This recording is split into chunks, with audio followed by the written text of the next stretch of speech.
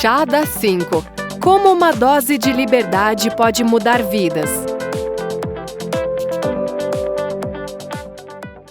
Participam deste painel Chá das 5. Como uma dose de liberdade pode mudar vidas. Martin Kraus, professor de Economia da Universidade de Buenos Aires. E Antonella Marti, diretora associada da Atlas Network e pesquisadora dedicada à América Latina. E Diogo Costa, CEO do Instituto Millennium. Eu gostaria de lembrar mais uma vez a todos de que nós temos o QR Code nos telões ao lado do palco, que vocês poderão acessar para fazer perguntas sobre este nosso próximo painel, que vai ter a mediação de Guilherme Benezra, diretor financeiro do IEE.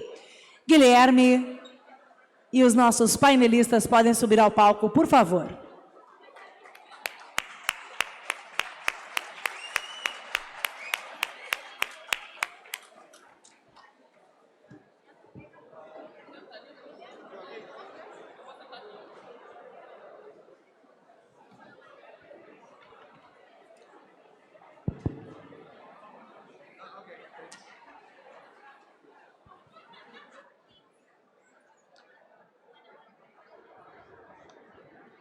Posso?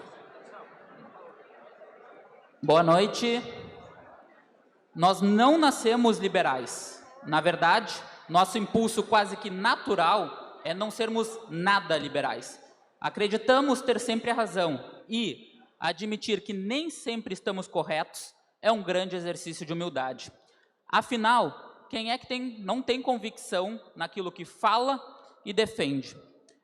O cerne do fundamento liberal não é somente entender o divergente, mas defender que tudo aquilo que eu não concordo deve ter o seu espaço para ser ouvido na sociedade. É fácil aceitar que aquilo que eu não concordo possa ser dito e defendido? Não é fácil, mas muitas gerações antes de nós lutaram arduamente por esse direito. E nós, aqui no fórum, acreditamos no espaço para o debate. Devemos partir do princípio de que não temos como ter certeza se o que falamos ou acreditamos não esteja passível de erros. Sendo assim, só temos a ganhar ao ouvir o divergente. O próprio John Stuart Mill, em seu icônico livro Sobre a Liberdade, defende que a livre circulação de ideias tem um papel fundamental no desenvolvimento da sociedade. Esse princípio permite não somente que más ideias sejam refutadas, como ajuda a refinar as boas ideias. Num trecho de Alice no País das Maravilhas, temos o seguinte diálogo entre a lebre, Alice e o chapeleiro. Tome mais chá, disse a lebre para Alice, muito séria. Ainda não tomei nenhuma xícara, respondeu Alice num tom ofendido. Por isso, não posso tomar mais nenhuma. Você quer dizer que não pode tomar menos, disse o chapeleiro. É muito mais fácil tomar mais do que nada. Nossa visão sobre a ideia da liberdade é a mesma. Uma pequena dose de liberdade pode nos trazer grandes resultados que até então não eram esperados. Dito isso, lembro que é nosso dever fundamental defender que todas as minorias tenham a sua individualidade e seus espaços respeitados. Não só porque isso é moralmente correto, mas também porque é algo que trará profundas melhorias para nós como sociedade e como indivíduos. Como já dizia a filósofa russo-americana Ayn Rand, a menor minoria da Terra é o indivíduo. Aqueles que negam os direitos individuais não se podem dizer defensores das minorias. Com isso, iniciamos aqui o nosso painel com os pensadores aqui presentes, a Antonella, o Diogo Costa e o Martim, que darão uma visão mais aprofundada sobre as liberdades civis, econômicas e políticas. Por favor, Diogo, é o nosso primeiro palestrante a falar. Muito obrigado.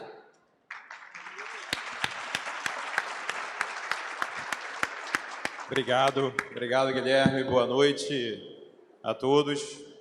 Tem uma apresentação que eu não sei se já tá no ponto, mas queria primeiro agradecer aí o convite ao Fórum da Liberdade, parabenizar a Vitória pela sua presidência e pela realização de mais um fórum.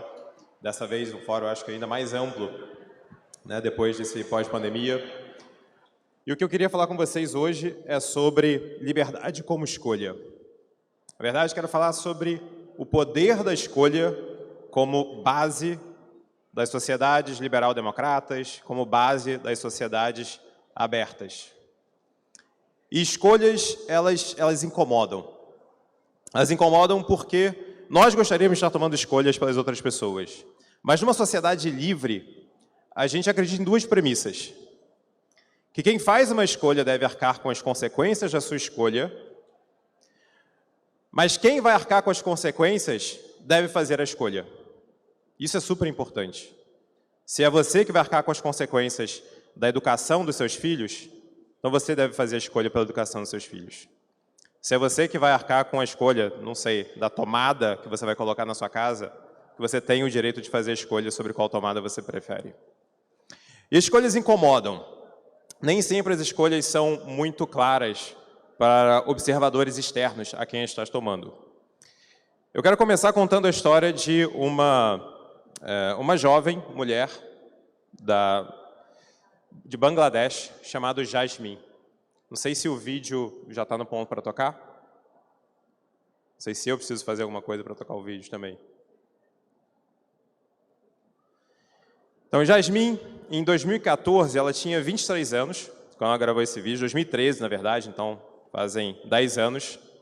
E ela era uma trabalhadora do que americanos e estrangeiros chamam de sweatshops.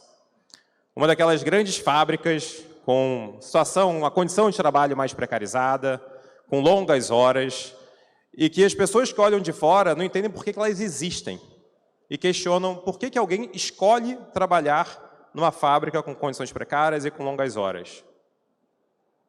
O que as pessoas não fazem é perguntar a essas pessoas por que elas estão lá. Elas preferem fazer campanha para fechar as fábricas do que perguntar a cada indivíduo. E Jasmine participou de um documentário. Como ela, existem outros 4 milhões de pessoas na Indonésia que trabalham no setor têxtil. Mas perguntaram a ela, Jasmine, por que você fez essa escolha? E a resposta dela é bem interessante. Ela disse que na cidadezinha, na vila que ela morava, que ficava 12 horas da capital, ela tinha 2 formas de ter independência financeira. Uma delas seria fazer como a irmã fez, que é se casar. A outra é conseguir um trabalho na cidade. Só que se casar tem um custo, você tem que pagar o dote do marido. Então a irmã de Jasmine se casou, mas a dívida ficou para a família. E Jasmine cresceu tendo sempre pessoas batendo na porta da casa dela, perguntando quando eles iam pagar as dívidas. E ela falou, não vou ficar sentada aqui. E ela foi conseguir um trabalho, e ela conseguiu independência financeira sem necessidade de pagar o dote para o marido, e mais do que isso, ela pagou a dívida da sua família, ela pagou o dote da sua irmã. Histórias como a de Jasmine mostram como que escolhas são tomadas de uma forma muito diferente de como os observadores externos entendem essas escolhas. Se a gente vai olhar para Bangladesh, hoje, 2023, 10 anos depois do documentário de Jasmine, a gente vê que Bangladesh fez certas escolhas. De fato, fez. A renda per capita de Bangladesh aumentou 46% desde 2013. Com pessoas como Jasmine, trabalhando, dando duro, mas aumentando a sua renda ao longo do tempo. Em comparação, o Brasil, desde 2013, teve uma queda de quase 10% na sua renda per capita. Veja, isso não significa que o Bangladesh está mais rico que o Brasil. Pelo contrário, o Brasil tem uma renda per capita de 14 mil dólares, Bangladesh uma renda per capita de menos de 5 mil. Mas a trajetória dos 2 países mostra uma trajetória bastante diferente. E a escolha que Bangladesh fez pode parecer esquisita, mas, na verdade, é uma escolha que as sociedades ocidentais também já fizeram. Isso é Bangladesh no século XXI, mas isso aqui é os Estados Unidos no começo do século XX. Essa é a escolha que Bangladesh estava fazendo para o seu desenvolvimento, como país de renda baixa, mas também os Estados Unidos, quando era um país de renda baixa ou renda média, fazia escolhas parecidas. As mesmas longas horas, as mesmas situações que hoje a gente considera precárias, foram opções que antepassados fizeram. E as reclamações que hoje a gente vê também em Bangladesh, quando existe um acidente numa fábrica, quando pessoas morrem, são reclamações que os americanos também faziam em suas fábricas têxteis. E isso é importante, porque não significa que o mundo da sweatshop é o mundo ideal. Significa que ele é um passo para a independência financeira, um passo para o desenvolvimento. Tem outros passos que a gente pode dar também. Passos baseados no poder da escolha. Passos baseados na decisão tomada pelos indivíduos.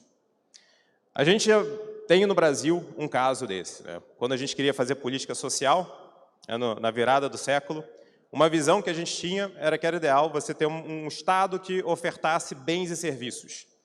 Depois a gente mudou o Bolsa Família, depois o Auxílio Brasil, foi uma mudança dessa lógica. Em vez do Estado oferecer bens e serviços, o Estado oferece recurso, dinheiro. Pode ser um voucher, por exemplo, para que a pessoa vá até o mercado e exerça o seu poder da escolha. Na Indonésia, eles fizeram isso aqui é uma pesquisa do J-PAL, Poverty Action Lab do MIT, olhando algo que não teve no Brasil, que foi um experimento randomizado que aconteceu na Indonésia. Então, na Indonésia, o governo distribuía cestas básicas e aí eles mudaram para o modelo BPNT, que significa uma transferência não pecuniária diretamente para as pessoas. 15 milhões e meio de famílias eram afetadas por essas transferências e aí, em 2018, o governo fez de uma forma randomizada. 42 distritos receberam o voucher, comida, voucher alimentação, Bolsa Família, e outros 63 receberam a cesta básica do governo. E a diferença que eles viram era que a redução de pobreza de quem recebia o recurso, ia no mercado gastá-lo, reduzia a pobreza 20% a mais do que quem recebia a cesta básica. E os mais pobres reduzia a pobreza em 24%. Não apenas isso, mas a área meio também era mais eficiente. Os custos administrativos passaram de 4% no modelo cesta básica para metade, 2% no modelo de recursos. Em 2020, o próprio governo resolveu expandir o programa, atingindo 18,8 milhões de famílias. Existem vários modelos de vouchers sociais. E a gente, quando fala de voucher, é parecido como se a gente estivesse falando de privatização nos anos 90. Parece uma palavra feia, vamos não usar, vamos pensar em outra coisa. Mas o fato é que vouchers sociais se tornaram super populares no mundo todo. Isso é um relatório da OCDE, medindo vários vouchers em países desenvolvidos, em países em desenvolvimento, voucher para alimentação, voucher para educação, voucher para o transporte, voucher para a cultura. E a conclusão da OCDE é que os vouchers podem aumentar o bem-estar dos usuários, aumentar a inclusão social, ser um incentivo para a formalização de contratos de trabalho e, o que eles próprios colocam, promove uma focalização, mas com alguma liberdade de escolha.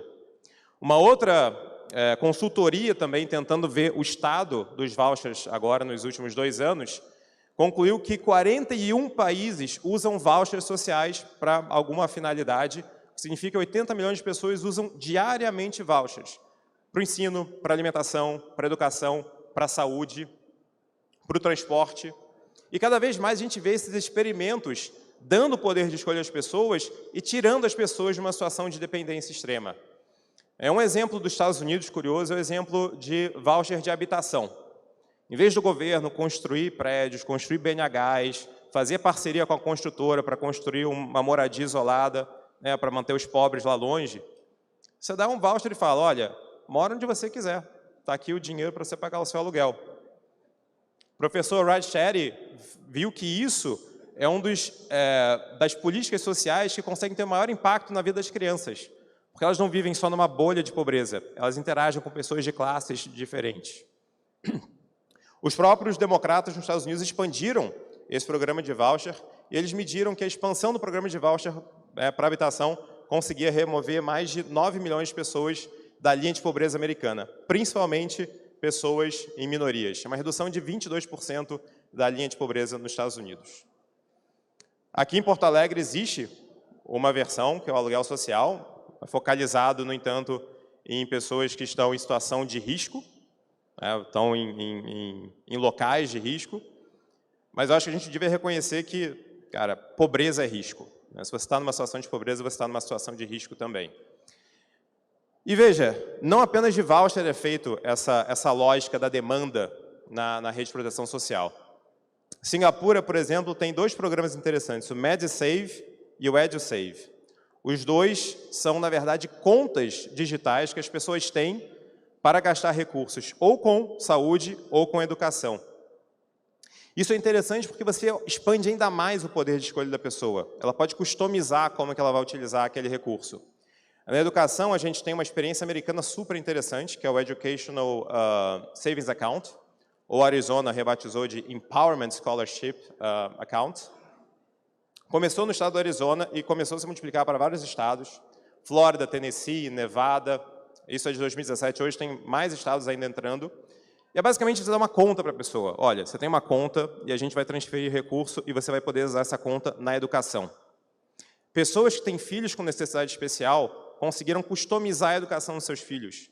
Às vezes o que a criança precisa não é uma escola pública estatal. Às vezes o que ela precisa é de um acompanhamento especializado, é de material didático especializado. E as famílias conseguem fazer essa customização. A mesma coisa com saúde também. Em vez do governo tentar ofertar a saúde, talvez seja mais barato e mais interessante para a escolha das pessoas, então ele tem um voucher ou uma conta de saúde, ela possa utilizar talvez no doutor consulta, algo que seja mais barato para o poder público e mais interessante para a pessoa também. E a questão que eu quero deixar para vocês aqui, antes de passar para a última parte dessa fala, é: se a gente vai olhar para a experiência do mundo, de como que a gente fala de proteção social baseada na escolha, e a gente olha para o Brasil, se a gente fosse hoje criar um sistema de proteção social, 2023, do zero, alguém copiaria o sistema brasileiro? Será que não seria muito mais óbvio, muito mais interessante, muito mais inovador, se você copiasse, na verdade, um modelo de welfare sob demanda, baseado no poder de escolha das pessoas? Empresas fazem isso hoje no Brasil.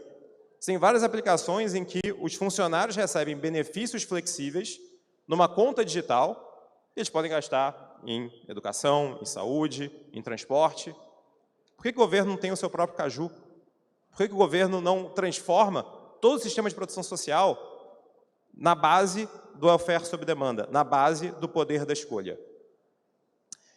E aí, para terminar, eu quero fazer o outro lado da moeda. Eu estou falando até agora sobre escolha pelo lado da demanda, mas escolha pelo lado da oferta.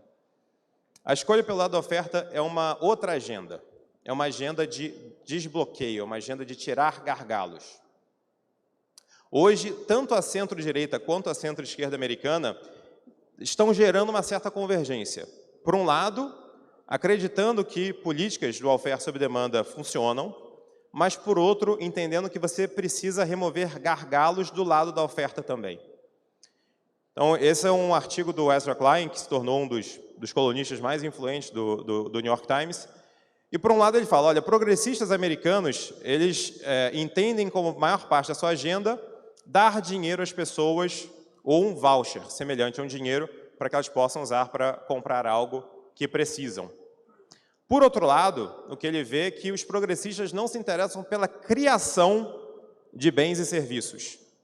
E o problema é que, se você subsidia o custo de algo que não é suficiente, você vai aumentar os preços ou forçar o racionamento. Então, de um lado, a lógica da escolha é permitir que, do lado da demanda, as pessoas exerçam sua escolha como consumidores. Do outro lado, que o cardápio de escolhas seja ampliado pelo lado da oferta, pelo lado de um mercado pujante. Isso significa remoção de gargalos. Nos Estados Unidos, o Skandden Center e outros têm feito muitos estudos sobre custo de vida. E o que eles veem é que o custo de vida aumenta exatamente naquilo que a gente considera mais essencial: habitação, educação, saúde. Se a gente está falando de eletrônicos, de brinquedos, de telefonia, de computadores, aí o custo diminui. Mas é naquilo que é mais regulado, que é mais estrangulado, que o custo de vida aumenta. E aí não adianta só você fortalecer a demanda se você também não libera a oferta. O caso da habitação, acho que é um dos casos mais claros, até porque gasto com aluguel é hoje o gasto principal, o elemento principal das despesas das famílias nas democracias modernas. Só que ao longo do tempo as nossas cidades se tornaram tão rígidas, tão engessadas, que construção se tornou um desafio. Fazer com que a oferta imobiliária acompanhe a demanda se tornou cada vez mais difícil. A ponto de que no Brasil hoje, com os dados da Fundação João Pinheiro, nós temos mais de 5.800.000 famílias sofrendo de déficit habitacional. ou pagando um aluguel excessivamente caro, ou morando em condições excessivamente precárias. Mas não é só o Brasil. O mundo parece, as grandes cidades parecem que resolveram restringir a construção civil. 40% de Manhattan não poderia ser construída hoje. Na cidade de São Francisco, 76% da sua área não permite a construção de apartamentos. E falando além de habitação, falando também de uso misto, nossa Florianópolis, vizinha aqui, o plano diretor não permite a construção de supermercados na área vermelha, só na área verde. Se a gente for olhar para os dados do Banco Mundial, o Brasil está no último quadrante de custos para a produção. A burocracia para produzir é excessiva, as limitações são excessivas e o custo é excessivo para a construção no Brasil. O que significa que a oferta não acompanha a demanda. As pessoas se tornam mais populosas, as cidades se tornam maiores e as construções se tornam mais difíceis de serem feitas. Tem um estudo, tem vários desses, eu destaquei um deles, tentando medir o custo disso, o custo das restrições à construção na economia americana. E o que eles concluíram foi que de 64 a 2009, isso teve um custo de 36% do PIB americano. Principalmente porque as pessoas não conseguem se alocar para onde elas se tornariam mais produtivas. Elas se mudam para onde elas conseguem viver. Como diz o economista Eduardo Kleiser, os controles de uso da terra, a lei de uso e ocupação do solo, os planos diretores, limitam os crescimentos das cidades bem-sucedidas. Significam que as pessoas vivem cada vez mais em locais que facilitam a construção, mas não em locais com níveis mais altos de produtividade. Então, o que eu quero propor aqui para a gente é a gente tentar fazer essa liberal-democracia a partir da ótica da demanda. De um lado, uma agenda de abundância, de remoção de gargalos para a inovação e para a oferta abundante de bens e serviços. Do outro lado, o welfare sob demanda. Uma nova rede de produção social baseadas em vouchers e benefícios flexíveis. E assim a gente coloca o poder da escolha no centro da democracia liberal. A gente consegue construir a partir daí novas formas de pensar o welfare, novas formas de pensar também a oferta capitalista, e a gente consegue colocar a escolha para quem arca com as consequências dela. Vou terminar contando essa história que eu aprendi outro dia do Alain Berthaud, urbanista que está até aqui junto com a gente nesse fórum.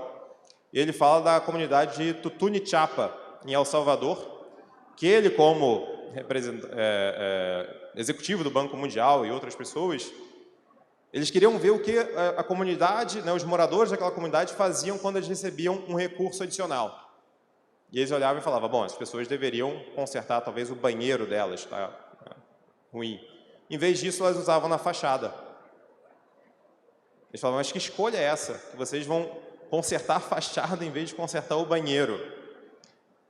E o que a Alain Berthaud fez é o que a gente falou com a Jasmine no começo. Perguntou às pessoas, por quê? Por que você tomou essa escolha? E a resposta delas foi, a nossa comunidade de Tutunichapa não é reconhecida com dignidade pelas outras pessoas. Então a gente quer mostrar que nós somos sim uma comunidade digna. E a gente vai mostrar visualmente isso para as pessoas. Ou seja, eles não estavam escolhendo a utilidade do banheiro, mas eles estavam escolhendo a dignidade da sua fachada.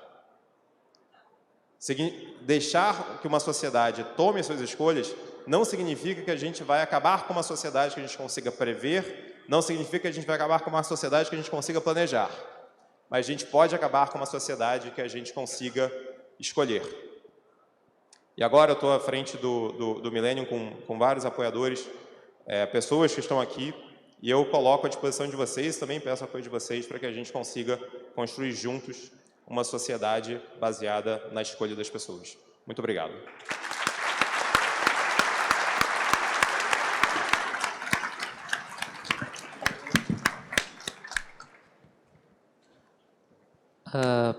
Professor Antonella, por favor. Sí, tú ves.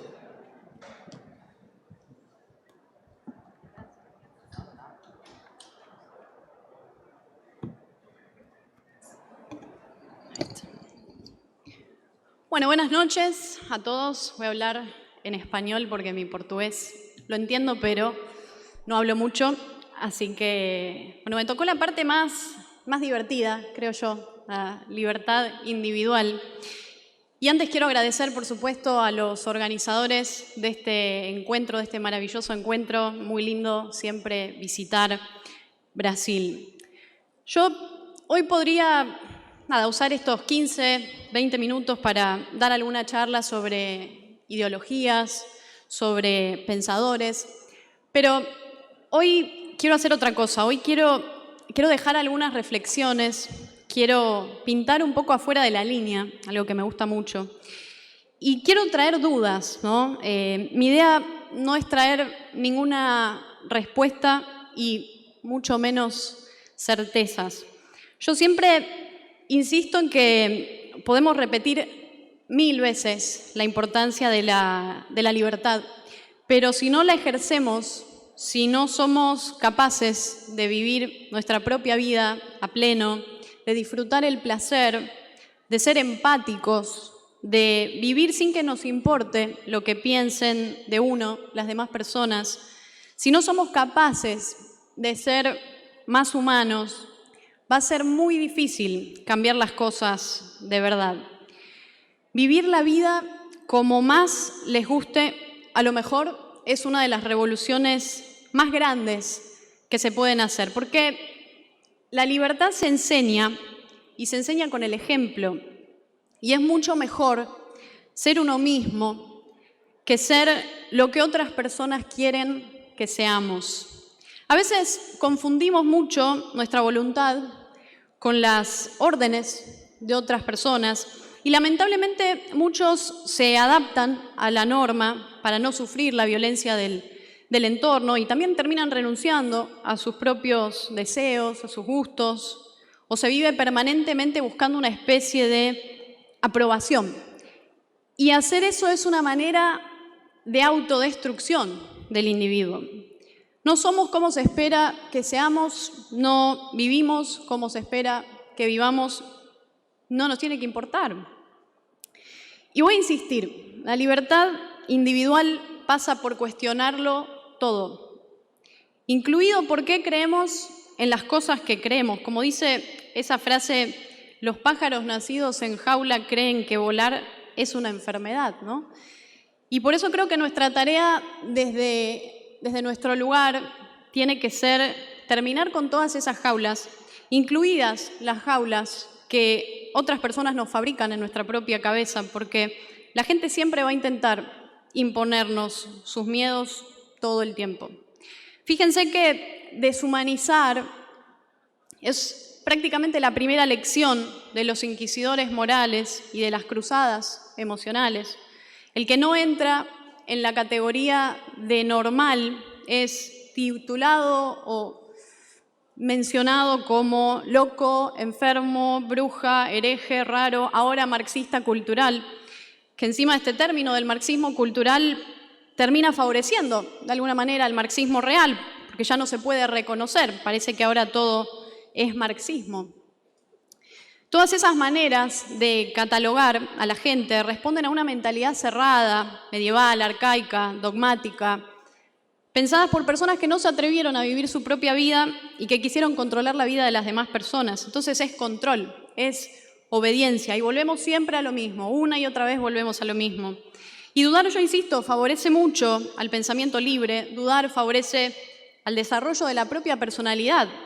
Y ese es el eje de la libertad individual, poder ser uno mismo.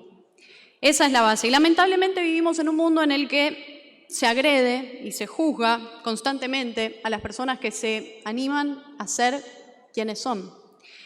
Y ahora quiero que hablemos de libertades culturales o de libertades individuales, y todo esto que voy a decir son mis posturas personales respecto de estos temas. Pero me parece clave, me parece importante hablar de lo fundamental, la importancia de cuestiones como la legalización de las drogas, de las libertades sexuales, de las libertades reproductivas de la mujer, de terminar con la violencia de género, de terminar con el racismo, de la importancia de la libre inmigración, del feminismo como un mecanismo empoderador, de la identidad de género, de la gestación subrogada, del cuidado del medio ambiente, del mundo multicultural, de los derechos de los niños, ¿no? De poder hacer algo para poner fin al abuso sexual infantil en las casas, en las escuelas, en las iglesias, en cualquier otro templo, cualquier otra institución, defender a los niños. Pero ya yendo a otro tema, porque quiero hacer un minuto de énfasis en otra cuestión, que es la idea o el concepto de la batalla cultural, que es un término de la izquierda, pero que también hoy se ha convertido en una bandera de la llamada nueva derecha.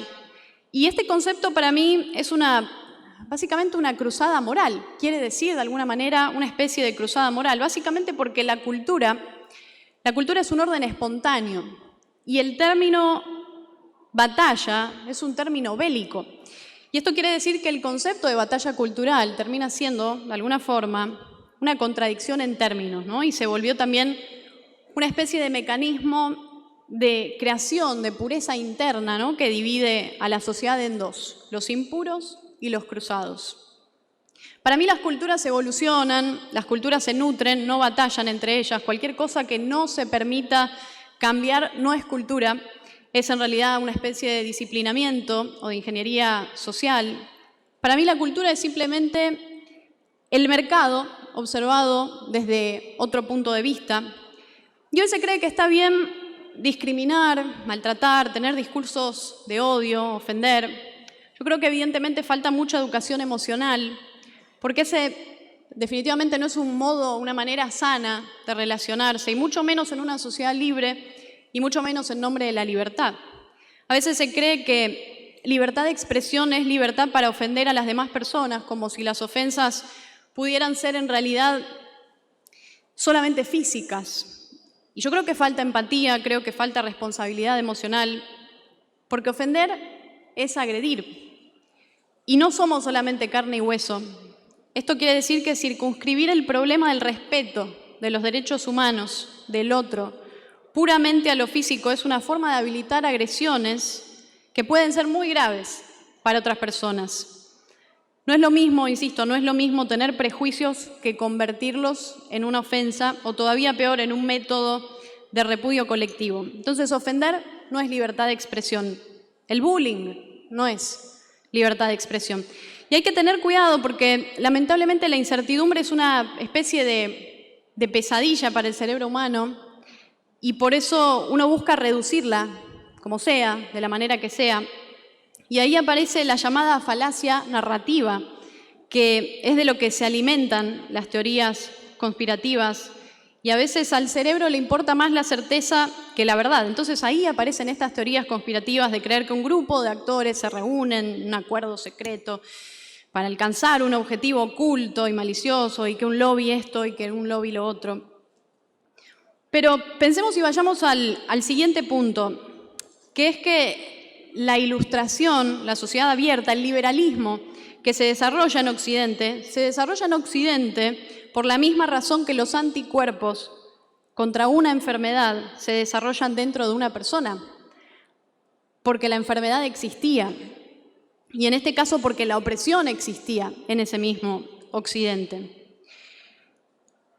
Ahora, hoy todo parece quedar bajo el marco de una especie de cultura occidental, pero que recordemos que ha dado tanto a un Thomas Jefferson como al inquisidor español Tomás de Torquemada.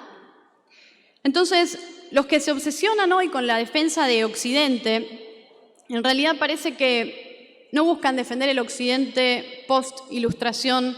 Por el contrario, parece que mediante una cruzada moral buscan regresar al Occidente previo a la Ilustración, ¿no? El que estaba unido a ese abrazo inquisidor y profundamente antiprogreso. El Occidente de las hogueras, el Occidente que buscó bloquear lo que nos hace humanos, razonar, sentir, ser nosotros mismos. Y el liberalismo nace entonces como una rebelión contra el Occidente de la Edad Media, ¿no? Nace pidiendo, exigiendo esa separación del Estado y la religión.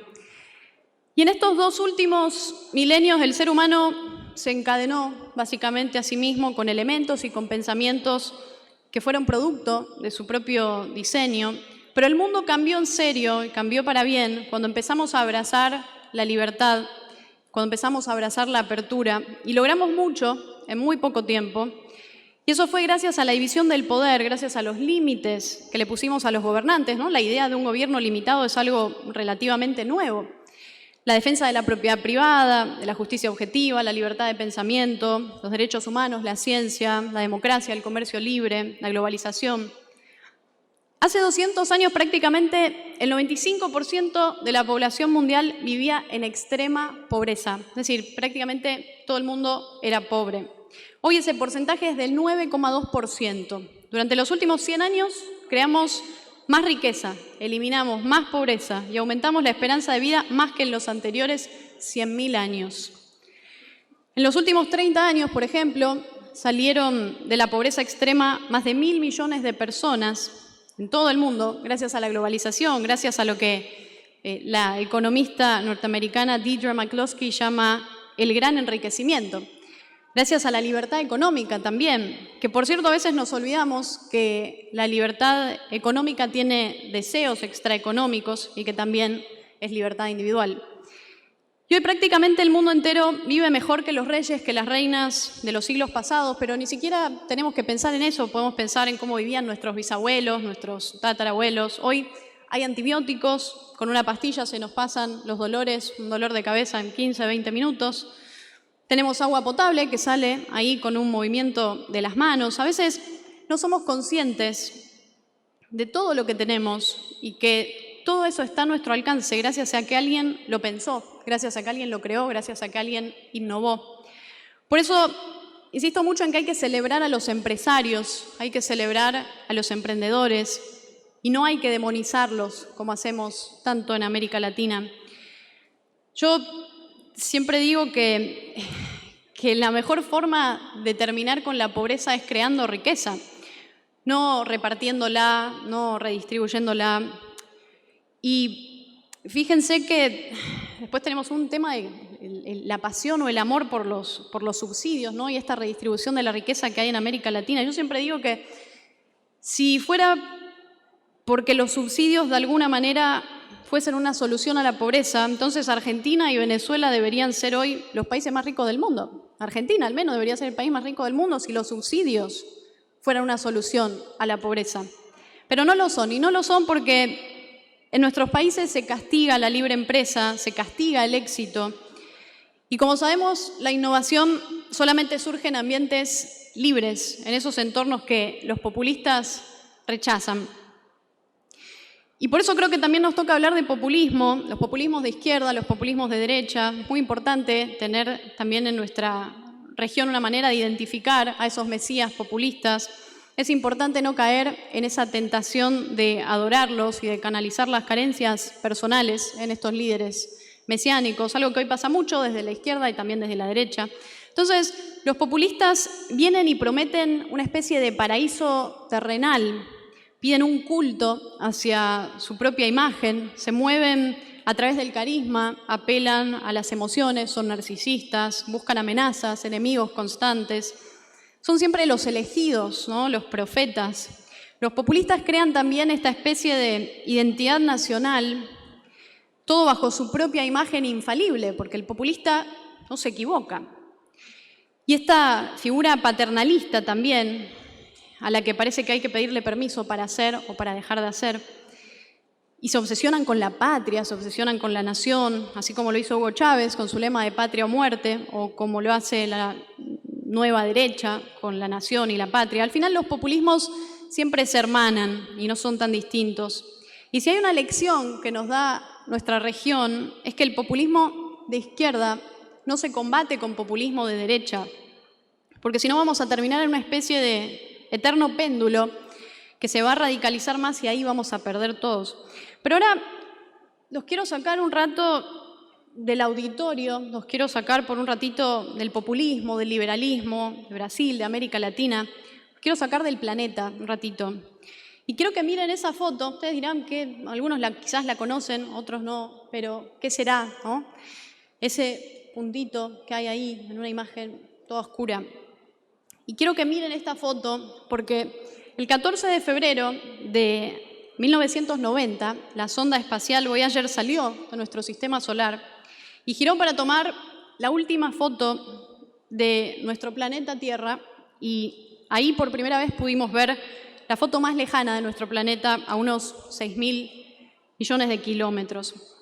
Y esta foto nos muestra a nuestro planeta a tal distancia que solamente lo vemos como un diminuto píxel en la enorme oscuridad. Entonces ahí es cuando quizás podemos replantearnos nuestro lugar en el cosmos. Y el astrofísico Carl Sagan llamó a esta foto el pálido punto azul. Y ahí estamos, ahora, en ese puntito azul, aunque nos olvidemos de eso la mayor parte del tiempo. Estamos en un pequeño píxel flotando en una roca en el medio de la nada, en los suburbios de una galaxia cualquiera, entre más de 2 billones de galaxias en el universo observable, en un planeta que gira sin parar, alrededor de una estrella también del montón. Y esto al menos debería hacernos pensar lo tonto que es creernos mejores que otros por la pura casualidad de haber nacido en una pequeña parcela de tierra y no en la otra, o en lo lamentable que es el racismo, la homofobia, la xenofobia, los nacionalismos, las guerras. Desde acá y viendo ese píxel no se distinguen fronteras, no se distinguen colores de piel, no se distinguen ideologías, no se distinguen creencias, no se distinguen dioses, no se distingue nada. Ahí estamos todos. Yo creo que el mundo necesita una buena dosis de empatía, de humildad, de aprendizaje social y emocional. En ese punto azul, en ese píxel, está nuestra casa, está nuestro hogar, estamos todos nosotros, todo lo que nos pasó como humanidad pasó ahí, toda la historia, todos los humanos que existieron alguna vez estuvieron ahí, la gente que queremos, todos los que conocemos, de los que alguna vez escuchamos hablar, los creadores y los destructores de civilización, como lo llamó Carl Sagan, los abuelos, los enamorados, los reyes, los emperadores, las celebridades, todos vivimos en ese pedacito de roca flotando en el medio de una vasta arena cósmica. El Sol, esa estrella que vemos todos los días, está prácticamente en la mitad de su vida y algún día va a darnos un último amanecer y un último atardecer. Y esa estrella, que algún día fue fuente de vida y salió cada mañana, se va a apagar para siempre. Algún día, falta mucho, ¿no? Dentro de unos 5.000 millones de años, quizás antes, cuando el Sol muera, nuestro planeta va a desaparecer para siempre, va a ser consumido por el Sol y van a surgir otros planetas, estrellas, galaxias, que nada van a saber de un lugar que alguna vez llamamos planeta Tierra. Porque es la entropía, está escrito en la segunda ley de la termodinámica. Y es tan corto nuestro tiempo, nuestro paso por el cosmos, nuestros, con suerte y en promedio, 80 años de vida, que ¿por qué lo vamos a desperdiciar viviendo la vida que otras personas quieren que vivamos y no la nuestra? En fin, ya me estoy quedando sin tiempo, pero quiero cerrar diciendo que muchos de los temas y de los puntos que pude mencionar hoy, que se van a tratar también en este foro, es posible pensarlos y es posible decirlos porque otras personas, antes que nosotros, se aventuraron al pensamiento, se aventuraron a la razón y se animaron a enfrentar los dogmas. Y segundo, que cada punto que comenté en todos estos 15, 20 minutos, se trataría de una herejía que unos cientos de años atrás me hubieran llevado prácticamente a la hoguera. Tristemente todavía hay muchos individuos, muchas personas que tienen su mente en la Edad Media y se abrazan a los cantos de sirenas de cualquier mesías político que le promete un cielo terrenal. Y simplemente los quiero dejar con esto. Seamos como podamos o como queramos, pero que no nos digan cómo ser. La mejor manera de aprender la libertad es ejerciéndola y sin dudas es nuestra tarea educar para tener un mundo mejor. Gracias a todos y gracias a este foro. Nos vemos.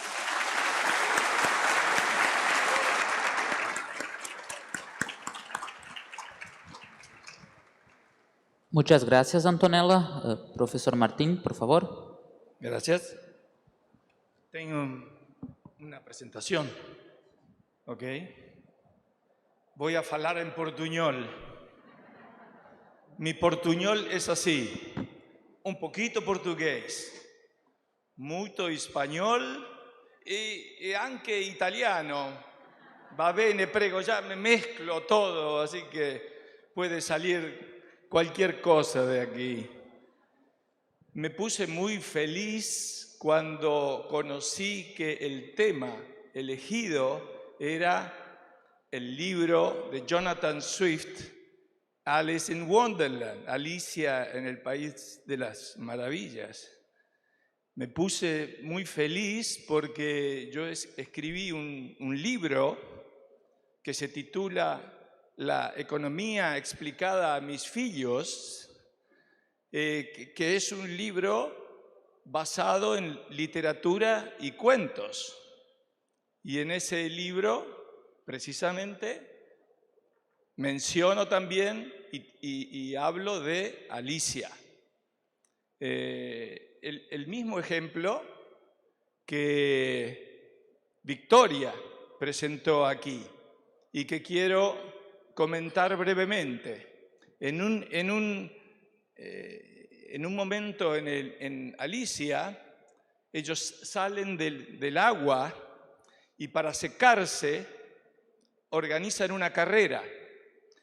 Pero es una carrera rara, porque nadie dice 1, 2, 3 y salen. No, cada uno empieza a correr cuando le parece. Y todos corren alrededor del dodo. Dodo es el que está ahí arriba. No, Diogo es este, no. Dodo, ese es otro. Y en un momento Dodo, el que está arriba, dice stop. Y la carrera para. Y todos empiezan a preguntarle, ¿y quién ganó? ¿Y quién ganó? Y Dodo dice, se pone a pensar y dice, ganaron todos. Y todos se quedan contentos. Pero a nosotros nos parece raro, porque en los deportes eso no sucede.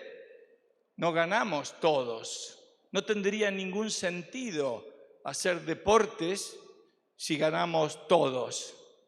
Cuando hay una situación en la cual el resultado está fijo, entonces una idea como esa genera malos resultados. Por ejemplo, si todos vamos a tener el mismo salario o mismo ingreso, ¿para qué me voy a forzar?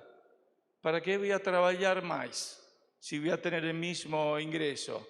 Para eso no hago nada y me llevo lo mismo. Ya que hay estudiantes aquí, si todos van a venir a mi materia en la universidad y yo digo, bienvenidos, todos van a tener, digamos, 10 es mucho, oito, todos 8. ¿Para qué van a estudiar si todos van a tener 8? No tiene sentido. Entonces eso, sin embargo, yo voy a argumentar que hay ciertas instancias en las cuales sí, todos nos podemos beneficiar, todos podemos ganar en una competencia. Por ejemplo, ¿en qué? Bueno, por ejemplo, la competencia en el mercado. En el mercado no es como competencia deportiva, donde hay uno que gana y otro que pierde. En el mercado pueden coexistir muchos. En un mercado hay uno que tiene el 30% del mercado, otro tiene el 15%, otro tiene el 10%, otro tiene el 5%. Todos están ahí y todos compiten entre sí en nuestro beneficio. Nosotros nos favorecemos de que ellos compitan así. Así que el mercado es entonces una competencia que en términos empresariales, que aquí hay muchos empresarios, genera valor, crea valor, no es solamente repartir. Y voy a decir algo más, voy a decir que hay otro tipo de competencia que es muy favorable para nosotros, que es la competencia institucional. ¿Qué quiere decir eso? Primero, déjenme aclarar las palabras. ¿Qué es institución a diferencia de lo que es una organización? Son dos cosas diferentes. Por ejemplo, voy a tomar el fútbol aquí como ejemplo. La FIFA es una organización, es un conjunto de personas que tienen un objetivo común. La Conmebol es otra organización. La Confederación Brasileira de Fútbol es una organización. Gremio o el Inter son organizaciones. ¿Qué es gremio? Un conjunto de personas que están juntos con un objetivo común. ¿Objetivo cuál es? Que el gremio sea campeón. Ahora, la relación que hay entre la FIFA, la Conmebol, la Confederación Brasilera, el gremio e Inter son las reglas de juego, es el marco institucional del fútbol como deporte. Eso son la institución, son las normas, son las reglas, no las organizaciones. Y yo voy a decir que lo que determina el éxito de los países es tener buena calidad institucional, tener buenas reglas de juego. Y que esas reglas, además, están en competencia en este mundo globalizado. Están en competencia, ¿por qué? Porque los recursos se mueven de un lado para el otro. Por ejemplo, las personas se mueven, las personas emigran, las personas inmigran, van de un lado para el otro. Se dice que a nivel global no hay elecciones, no hay votación, pero las personas votan con los pies. Se van de países que tienen mala calidad institucional a países que tienen mejor calidad institucional. Por ejemplo, ustedes conocen la frontera Brasil con Venezuela. Díganme, ¿hay muchos brasileros que se desesperan por entrar a Venezuela? Digamos que el movimiento es para el otro lado, ¿verdad? Veamos las embajadas en Brasilia. ¿Hay gente haciendo fila para sacar una visa para ir a Cuba? ¿O hay gente haciendo fila para sacar una visa para ir a Estados Unidos? Ya sabemos cómo es. La gente no es tonta. La gente sabe a dónde quiere ir y quiere ir a lugares donde hay mayor calidad institucional porque hay más oportunidades de progreso. La gente se mueve, los capitales se mueven, el dinero va de un lado para el otro. El dinero no va de países de buena calidad institucional a países de mala calidad institucional. El dinero va de países de mala calidad institucional a Suiza o a lugares así, no al revés. Y por último, las tecnologías también van de un lado al otro y van y aparecen primero en aquellos países que tienen buena calidad institucional. Entonces, este movimiento de recursos, personas, capitales y tecnologías somete a los países a la competencia. Hay países que ganan y reciben recursos, reciben gente, reciben capitales, reciben tecnologías, y hay países que no, que hasta los expulsan. Ahora, nosotros con esta Red Liberal de América Latina, es una organización de toda la región, evaluamos la calidad institucional de 180 países en el mundo. Hacemos un indicador que se llama el Índice de Calidad Institucional, todos los años. A ver, ¿cómo son las instituciones de 180 países? Dividimos en instituciones políticas y en instituciones de mercado. ¿Cuáles son las instituciones? Las políticas. La seguridad jurídica, la libertad de prensa, la división de poderes, la ausencia de corrupción, la democracia y la renovación de mandatos a través de elecciones, etc. ¿Cuáles son las instituciones de mercado?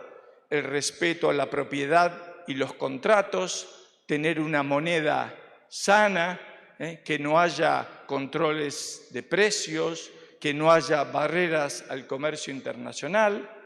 Tomamos distintos indicadores de eso y hacemos un ranking de 180 países. ¿Cuáles son los países con mejor calidad institucional? Ahí están.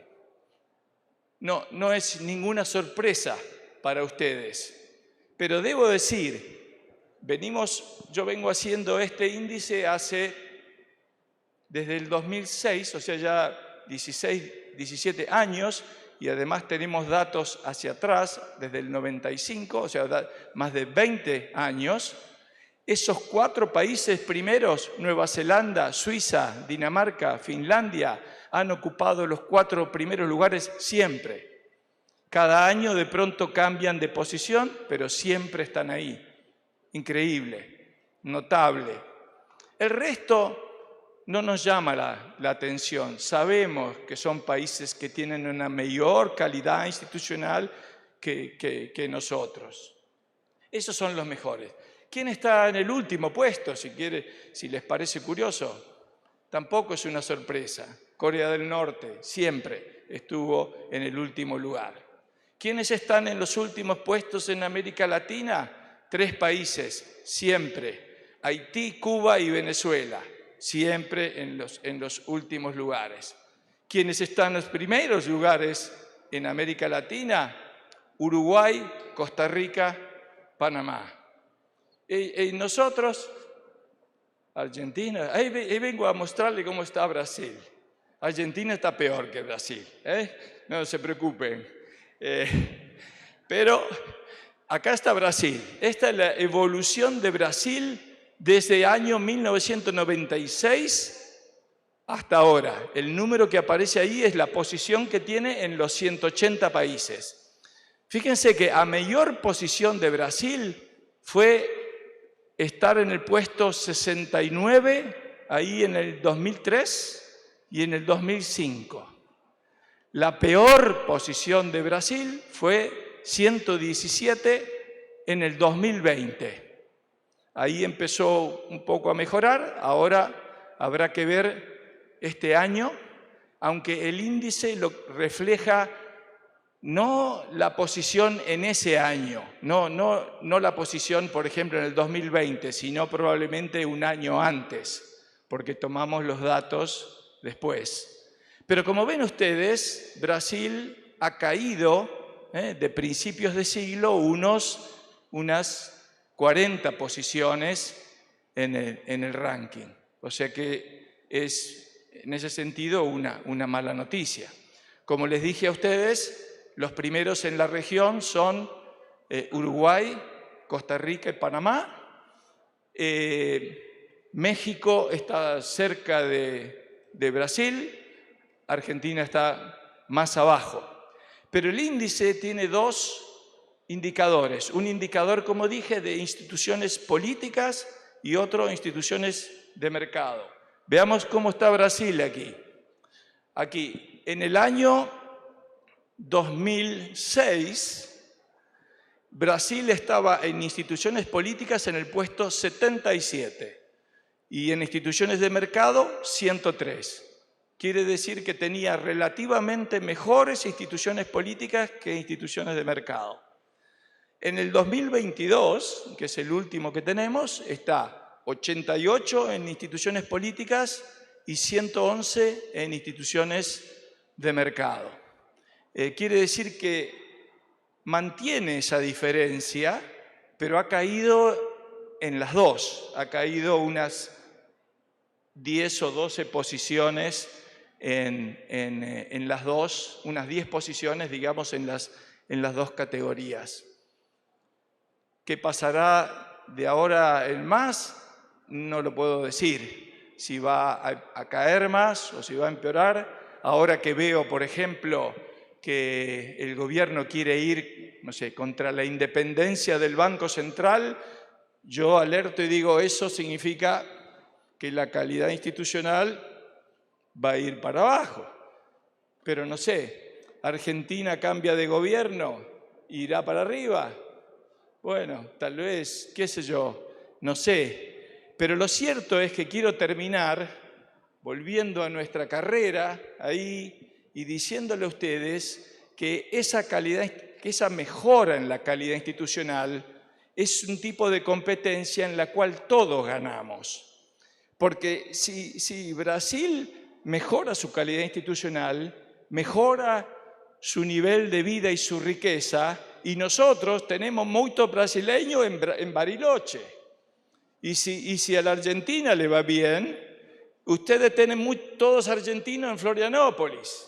Así que nos conviene a todos que al otro efectivamente le vaya bien y que mejore su calidad institucional, así puede generar mayor progreso del cual todos nos vamos a beneficiar. Es decir, estamos en esa competencia institucional, pero en esa, igual que la de Alicia, en esa ganamos todos.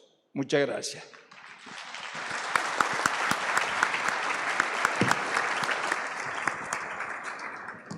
Muito obrigado, professor Martim. Agora nós vamos para a nossa rodada de perguntas.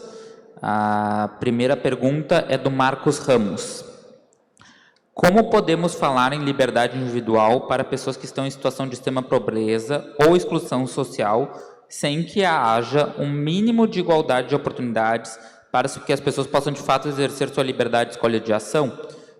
Acho que se aplica a ti, Diogo, que falou mais durante isso. E eu vou ir direcionando entre os painelistas. Legal, obrigado pela pergunta, Marcos. Então, a educação é uma dos setores no Brasil em que a gente, na verdade, mais fala de igualdade, mais fala de oportunidade e menos muda, menos mexe, mais estagnado, né? Hoje existem, como a gente estava falando, tantos modelos interessantes no mundo que a gente poderia pelo menos testar no Brasil, mas existe uma resistência muito grande sequer ao teste, sequer ao projeto piloto, para que a gente consiga pensar em outros modelos. Uma questão que impede, na minha visão, a escola brasileira de se tornar uma escola que consiga competir com as melhores no PISA, é porque a escola brasileira não é uma escola. A escola brasileira ela é parte de uma rede. O diretor não é um gestor, não é ele que vai decidir a sua equipe, os professores que ele vai contratar ou que ele vai necessariamente demitir. Não é ele que vai tomar decisões nem sobre a própria infraestrutura da escola. Essa decisão fica com a rede. E a rede são redes gigantes, redes de muitos municípios. A gente esteve aqui com 2 governadores, né? As redes elas são quase que ingerenciáveis. Então, você criar formas de você conseguir empoderar gestores para conseguirem gerir escolas já seria um grande avanço. E é isso que modelos como voucher, modelos como charter conseguem fazer. Eles conseguem dar pelo menos essa capacidade de gestão e junto com isso combinar com a escolha da família, para que a pessoa não seja completamente determinada pelo Estado. Imagino que a maior parte de vocês aqui, os que são pais, mães, escolham a escola dos seus filhos e jamais aceitariam não ter a possibilidade de escolher a escola dos seus filhos. Mas a gente aceita que o filho do pobre, que a família pobre não tem essa mesma escolha. E a gente consegue, eu acho que hoje, ter experimentos muito interessantes. A cidade de Nova York, por exemplo, você tem ali escolas charter que vão tratar de uma situação de extrema desigualdade. Talvez o CEP americano com maior desigualdade do mundo seja, com maior desigualdade do país, seja ali no East Harlem, que você tem o Upper East Side, junto você tem o Harlem Latino. É lá que você coloca a escola, você coloca no Bronx, você coloca no Harlem, e essa escola consegue ativar as famílias, ela faz uma andragogia, porque ela ensina a família a educar os seus filhos, enquanto ensina os filhos também. Ensina soft skills, ensina as crianças a saírem bem nos testes padronizados, e você tem ali um levantamento da população mais pobre, de uma cidade super grande, também super complexa de administrar, mas com outros modelos de educação. A gente pode testar esses modelos no Brasil. Tem a possibilidade, a Constituição permite, e é aí que você consegue, de fato, entrar no ponto de melhorar a oportunidade para os mais pobres. E só para terminar, Hoje a gente vive uma coisa que o meu amigo Fernando Schiller chama de um apartheid educacional no Brasil. Se você for olhar para os números do PISA, né, que é o teste internacional que mede educação em, acho que uns 79 países, o Brasil está ali nos 70 e poucos, dependendo da matéria, né, linguagem, ciência e matemática. Se você fizer uma segregação e ver onde fica a escola particular brasileira e onde fica a escola pública brasileira, a escola pública brasileira fica no nível do Peru. A escola particular brasileira fica competindo com os Estados Unidos, França e Israel. Ah, mas peraí, controla pela renda, legal. Se a gente controlar pela renda e pela escolaridade dos pais, ainda assim a escola brasileira particular consegue performar num nível, na média da OCDE, dos países desenvolvidos. Nem toda escola particular é boa, eu sei disso, mas na média tem um vão, tem um gap, tem um abismo entre a escola particular e a escola pública. E se a gente tem um sistema que funciona para os ricos, por que a gente não usa algumas dessas ferramentas para funcionar também para os mais pobres? Perfeito, obrigado, Diogo.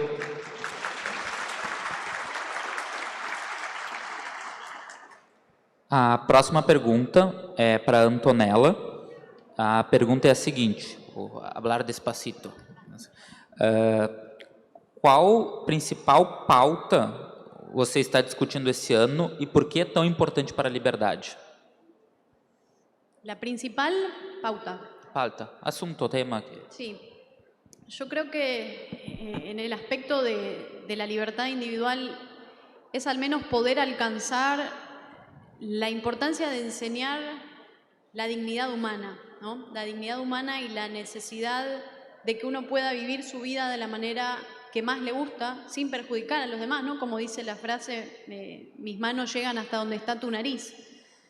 Y creo que esto incluso lo podemos conectar con la pregunta anterior, ¿no? Porque es muy importante llevar el mensaje y llegar con el mensaje de la libertad.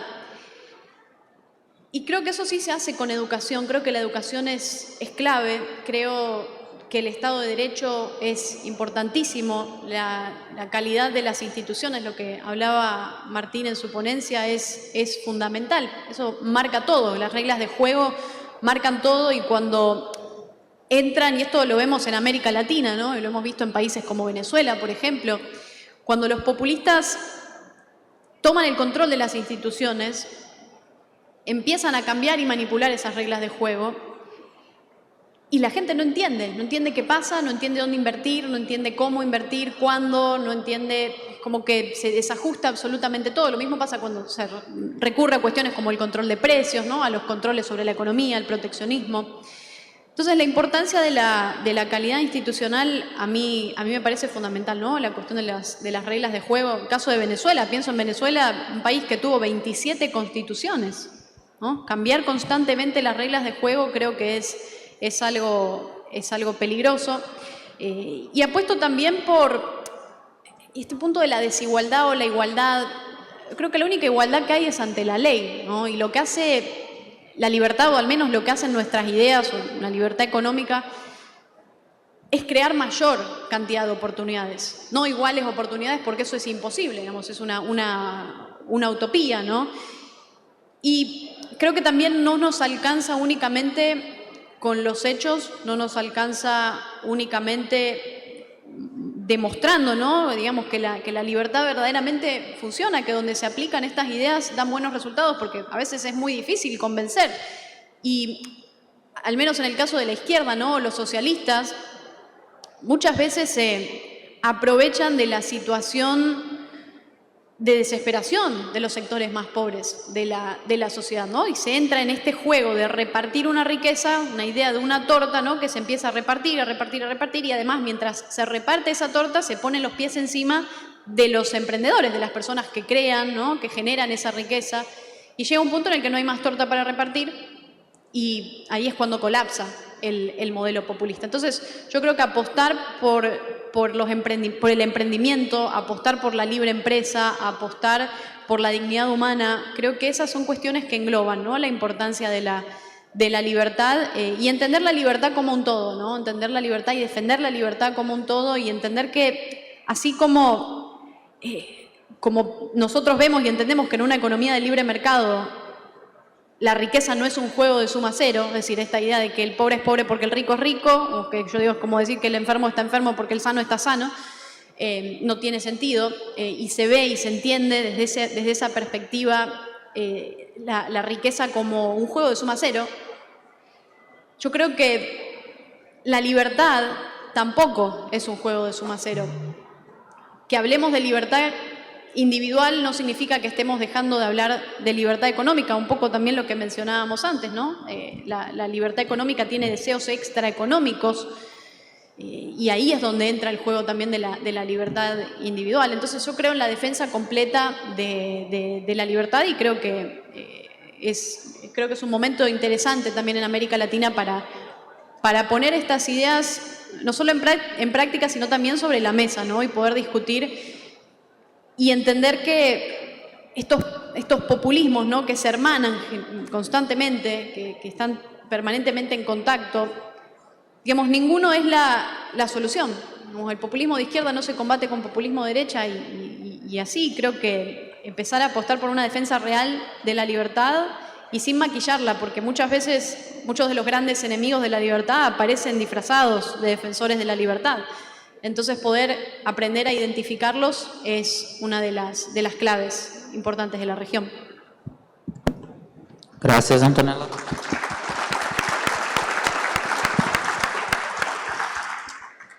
Agora desculpa, estou misturando as línguas. Agora eu tenho uma pergunta para o professor Martín, em espanhol.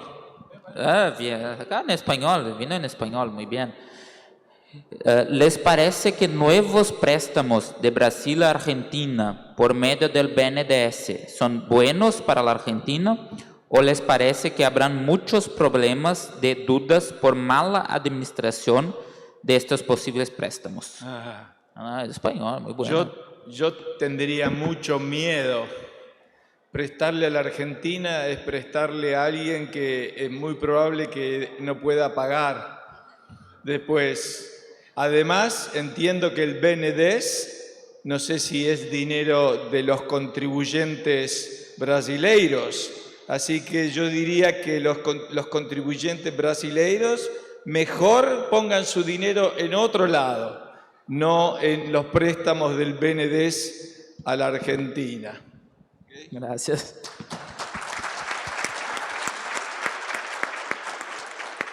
E a gente tem visto, uma outra pergunta que surgiu, um movimento um pouco preocupante na América Latina de alguns governos complexos, por assim dizer, sendo eleitos, e o plebiscito no Chile que causou bastante temor, né? Dito isso, no entender de cada um, acho que podemos conversar para o professor Martín, depois o Diogo e aí a Antonella. Atualmente, que país mais preocupa vocês na América Latina, em termos institucionais e civis, econômicos, e por quê?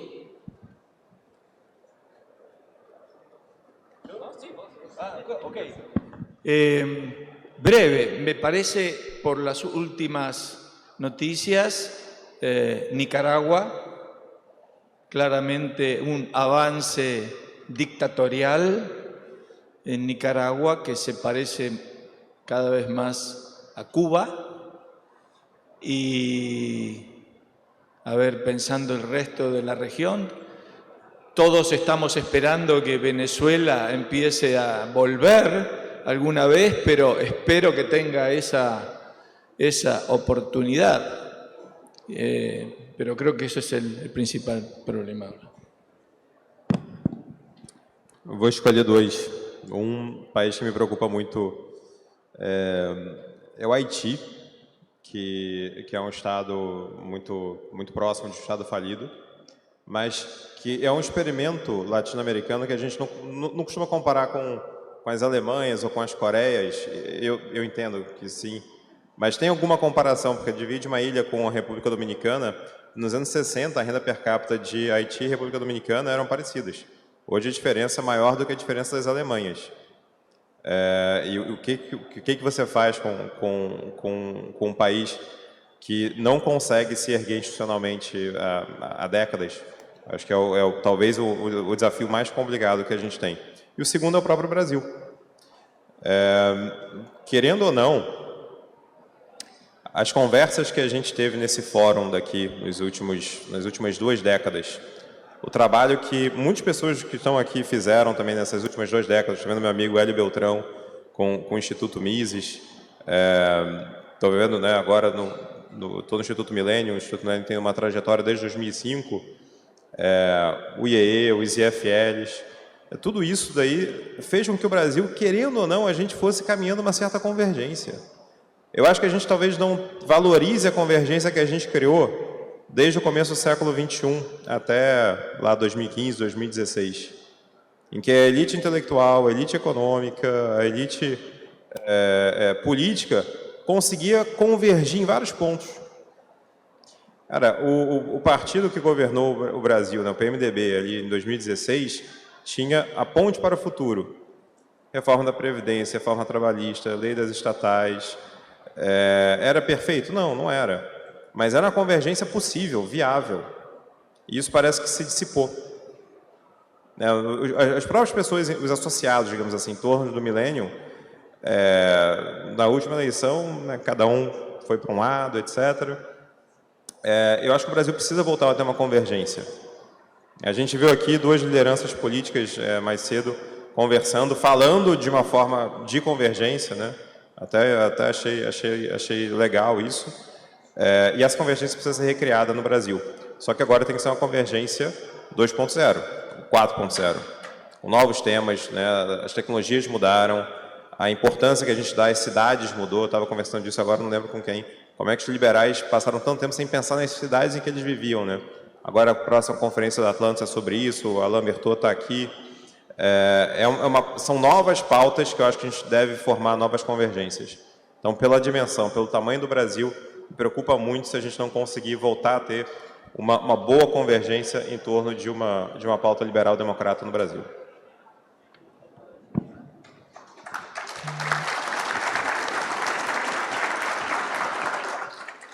Yo creo que hablaría del triángulo Venezuela, Cuba, Nicaragua. Creo que partiendo desde Cuba todo, Venezuela no se explica si no se entiende Cuba, Nicaragua no se explica si no se entiende Cuba, si no se entiende Venezuela. Creo que esa retroalimentación de esos 3 regímenes que tenemos en la región es fuerte. La degradación institucional que se ha visto en las últimas décadas, al menos el caso de Cuba desde el siglo pasado, ¿no? Más de 65 años ya, las mismas personas en el poder. Pero sí, sin lugar a dudas diría que ese triángulo que sí hay que entenderlo como un todo, ¿no? Como un mecanismo que es muy nocivo para América Latina, pero bueno, también insisto en que qué propuestas tiene que haber o tienen que aparecer frente a eso. Vuelvo a insistir en la cuestión de los populismos. Estos 3 modelos ya avanzaron, tienen un sistema que ya llegó de raíz, ¿no? Y fíjate cómo siempre, digo, caso de Cuba, Cuba era un país muy próspero, un país enormemente desarrollado, que le iba muy bien, Venezuela también, ¿no? De hecho, el bolívar, la moneda de Venezuela en un momento fue una moneda fuerte, ¿no? La que la gente ahorraba. Y siempre de alguna manera u otra, ante la llegada de algún mesías político o de alguna idea que empieza a aparecer, a brotar y después con el tiempo a rebrotar a lo largo de la sociedad o del modelo del sistema político, inicia el declive, ¿no? Inicia el deterioro de los países. El caso de Argentina creo que también es un ejemplo muy claro para mostrar cómo un país también que fue muy exitoso, una de las economías más importantes del mundo en otro momento, un país que lo tuvo todo, también lo perdió todo, y lo perdió todo por caer en las garras del populismo, ¿no? Con un personaje, un caudillo como Juan Domingo Perón, que bueno, ustedes también tuvieron el suyo, Getúlio Vargas, modelos muy similares, una visión populista muy arraigada, y bueno, que en Argentina ha dejado todavía su modelo instaurado dentro de la forma de hacer política, ¿no? ¿Sí? Me preocupa también Ecuador, porque ahí un gobierno de centro derecha va al fracaso y va a volver com toda a força al populismo, se isso sucede. Sim. Perfeito. Pessoal, dado o horário, a gente tem que encerrar esse painel. Agradeço novamente a Antonella, o Diogo e o professor Martim pela sua disponibilidade. Em breve iniciamos nossa próxima e última atração do dia. Agradeço aqui por todos e muito obrigado.